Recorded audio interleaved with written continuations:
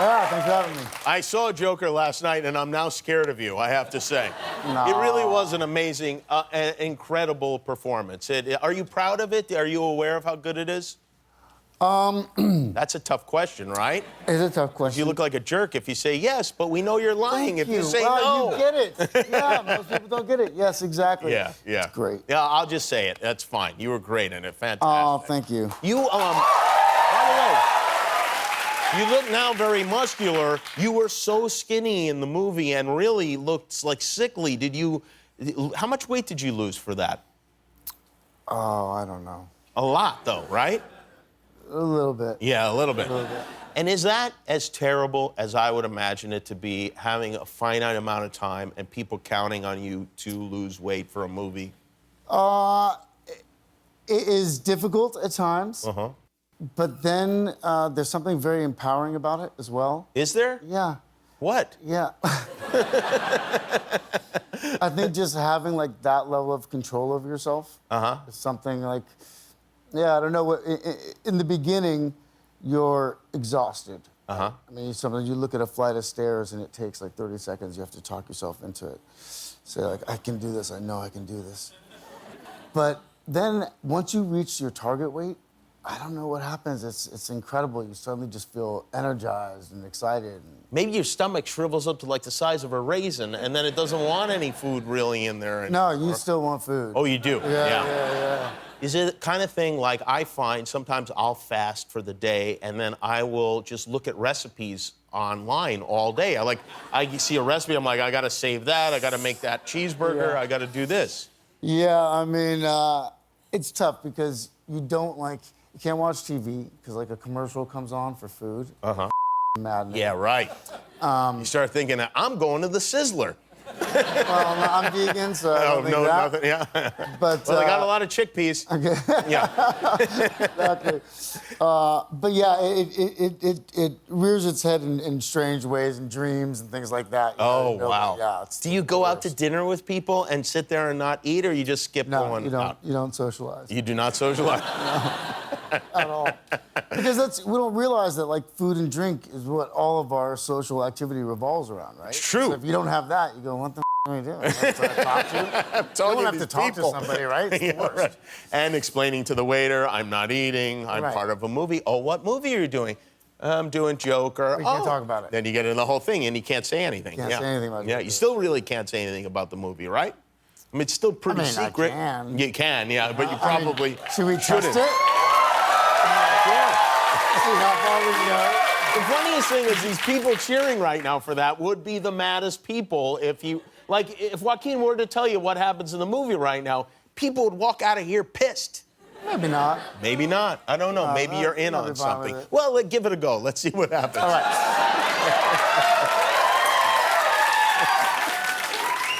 So the very last scene. No, I think what's fun about this movie is it really keeps you guessing. Like you don't know what to expect. Yeah. And so I wouldn't want to ruin that for anybody. Like I think it's fun. My sisters, my whole family came to the premiere. And afterwards we went back to my place and my sisters like got into a heated discussion about what the movie was about, what it meant, what was real, what wasn't. And it was really fun to like watch that. I think they were really engaged in a way that they haven't been with other movies of mine. They haven't seen my other movies, but I think they wouldn't have been as engaged if they had. And do you answer any of the questions that they have, or do you stay out of it? No, you don't want to interpret it. Oh, it's great. I love You that. just like to see it happen. Yeah. Because even though I had no role in the movie, I explained it to everyone here at work today who had seen it. We had a screening, and people were discussing it, and I act as if I am the authority on what happened. Good. So I do have a theory about the end, but I can't say it because of ruin. I'll tell you during the commercial break what my theory is. Okay. You are a mysterious man. Would you agree with that? Do people find you to be mysterious? What does that mean? I mean, I feel like we don't know a ton about you personally. Is that intentional? I don't know a lot about you. That's just because you don't watch the show. Most people tell me they know far too much about me. They would prefer to know a little bit less about me. But I would like to ask you a couple of very random questions, okay? I think this would be fun for you. Okay, I'm excited. Okay. It's the first movie you ever saw in a theater.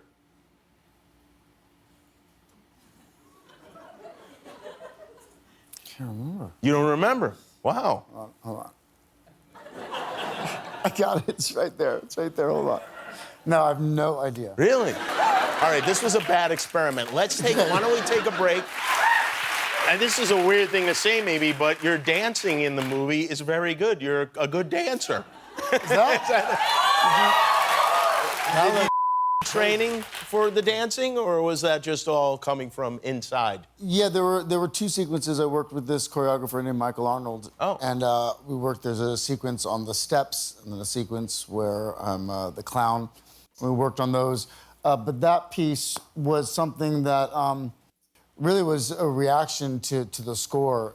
Todd had just received that bit of score actually from Hildred, the composer. And we were just trying to figure out what to do with that scene. And he started playing me that music, and we just decided that we wanted something that was just kind of illustrated this transformation into Joker that was nonverbal, and that's what we came up with. Is that typically how it goes, that you have the score before you're finished shooting the film? No. No. Yeah. I think sometimes, I don't really know. But that was the first time I think that I'm aware of where I was so influenced by the score. Did you dance as a kid, or do you have any, like, dance background? I mean, yeah. Yeah. I won't brag, but I was really good. You were a good dancer? Yeah. Were you known as a good dancer? Not nationally. In Southern California. But among your circle, what kind of dancing did you do? You name it. Really? Yeah, but I mean, probably my forte was breakdancing. Breakdancing? For real? Are we talking to, like, popping and locking or spinning? What kind of stuff? Everything? Yeah. Would you do it out on the street for people to see? Sometimes, but it was more personal. It was? Yeah, I like to keep it for myself. It's like a personal expression. I didn't need kind of adoration. I didn't need people to validate me.